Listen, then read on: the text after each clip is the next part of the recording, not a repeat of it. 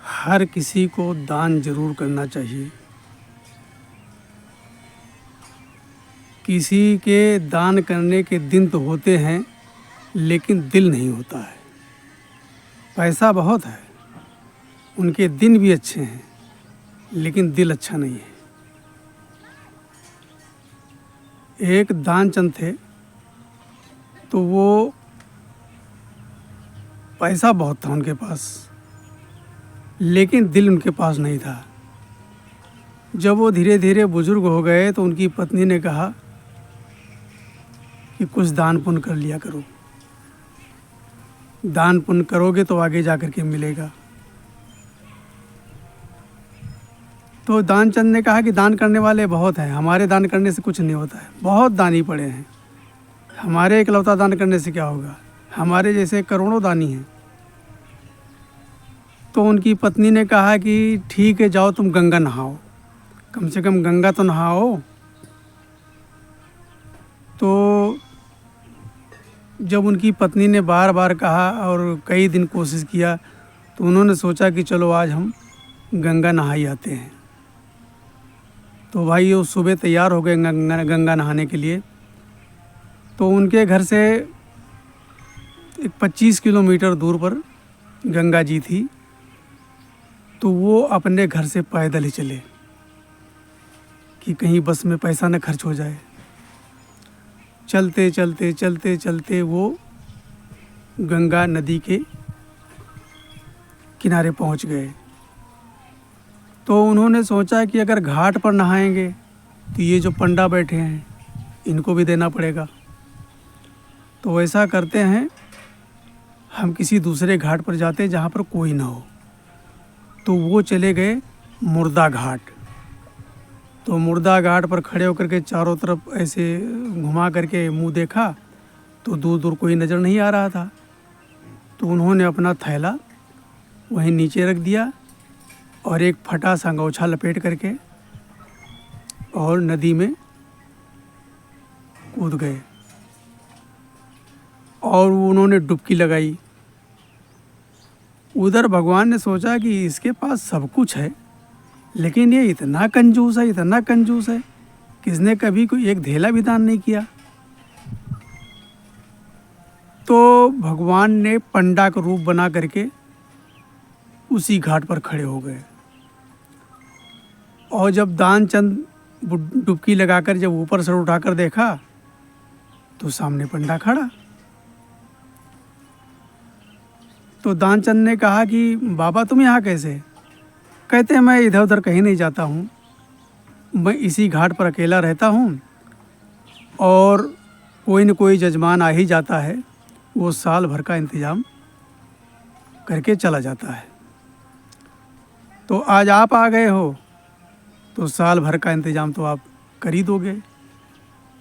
तो दानचंद बोले नहीं भाई, नहीं बाबा, नहीं बाबा, नहीं बाबा। तो भगवान ने कहा कि कोई बात नहीं, तुम 6 महीने का इंतज़ाम कर देना, साल भर का छोड़ो, 6 महीने का इंतज़ाम कर देना। तो दानचंद ने बोला कि हम 1 दिन का भी इंतज़ाम नहीं कर सकते बाबा, 1 दिन का भी इंतज़ाम नहीं कर सकते। तो दानचंद ने कहा कि आप गंगा नहाने आए हो, घाट पर नहा रहे हो, तो कुछ तो तुम्हें दान करना ही पड़ेगा, वरना तुमको हम पानी से बाहर निकलने नहीं देंगे। तो दानचंद ने सोचा कि अब क्या करें। उन्होंने अपनी बुद्धि घुमाई और बोला कि दान तो कर देंगे, लेकिन हम उधार करेंगे। तो पंडा बाबा ने बोला कोई बात नहीं, उधार ही कर दो, कितना दान करोगे? तो दानचंद ने बोला 1 धेला। 1 धेला को मान लो आज के ज़माने में 1 पैसा। 1 धेला दान करेंगे, वो भी उधार। तो पंडा ने बोला कि हाथ में जल उठाओ और संकल्प करो कि हम 1 धेला दान कर रहे हैं। और संकल्प बुलवा करके और बाबा तो चले गए। ध्यानचंद इतना चतुर था, वो बाहर निकला कि देखा मैंने कैसे बाबा को बेवकूफ़ बना दिया। अब 1 धेला लेने कौन 20-25 किलोमीटर हमारे गांव आएगा। मिल गई ना छुट्टी। वो नहा धो करके जैसे तैसे करके वो अपने घर पैदल ही आए और शाम हो गई थी आते आते, तो खाया पिया और पैरों में दर्द भी हो रहा था तो वो सो गए। जब सुबह आँख खुली तो बाहर कुंडी खटकाने की आवाज़ आई। तो दानचंद की पत्नी ने बाहर आकर देखा तो वहाँ पर वो पंडा बाबा खड़े। पंडा बाबा ने उनको सारी बात बताई। तो उनकी पत्नी आकर के बोली दानचंद से कि आप किसी पंडा को वहाँ उधार दान कराए थे तो अपना दान लेने आ गए। तो दानचंद ने कहा बताओ, हद कर दी। इस बाबा ने भी हद कर दी। एक धेला के लिए 25 किलोमीटर चल के आया है। उन्होंने अपनी पत्नी को बोला कि ऐसा करो कि जा कर के बाबा से बोल दो कि उनकी तबीयत ख़राब है और चले जाएं और कुछ दिन के बाद आएंगे फिर ले जाएंगे। तो पत्नी आकर के बोले लगी बाबा उन जब से वो नहा करके आए ना उनकी तबीयत बहुत ख़राब है, तो ऐसा करो बाबा तुम बाद में आ जाना और अपना दान ले जाना।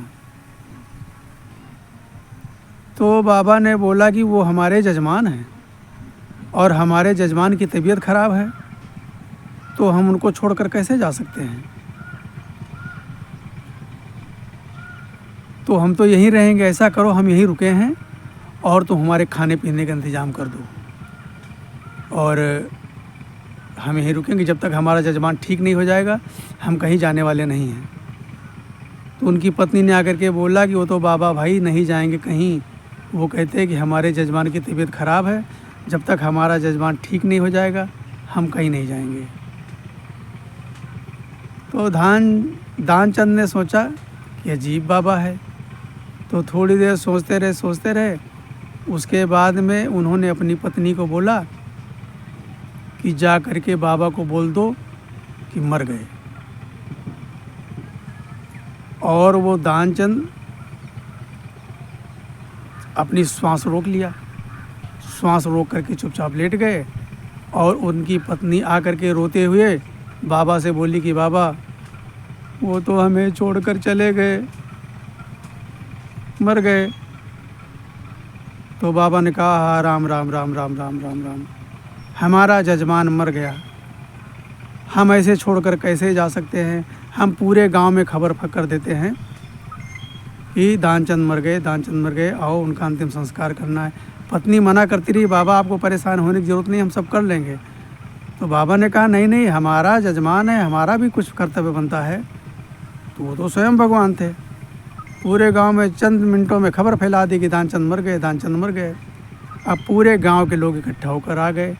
अब वो पट्ठा सांस रोक के पड़ा रहा।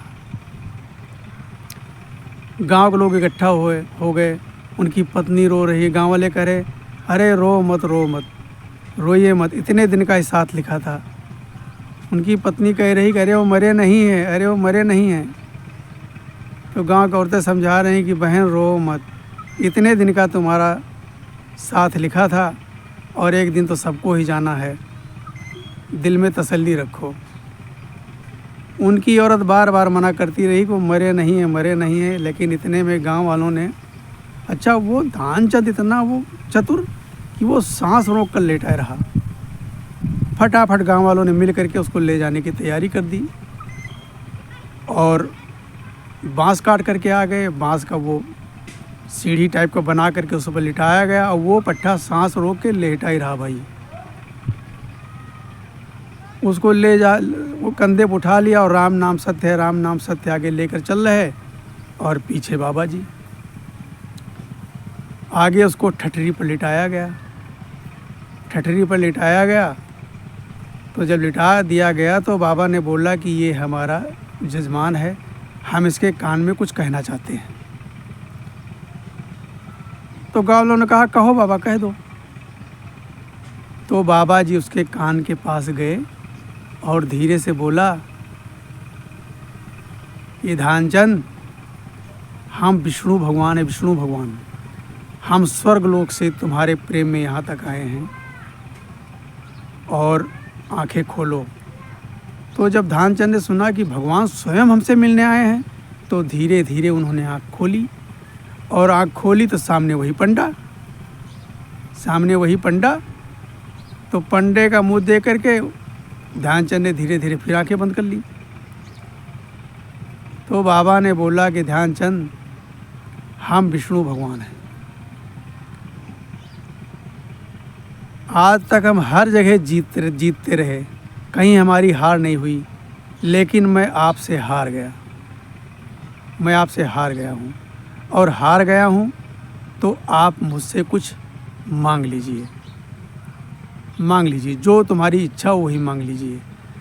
तो ध्यानचंद ने आंख बंद करते हुए, खोली नहीं आंख बंद किए हुए हैं, और बोला कि बाबा, वो जो एक धेला हमने दान किया था ना, वही छोड़ दीजिए। भगवान ने कहा तथास्तु।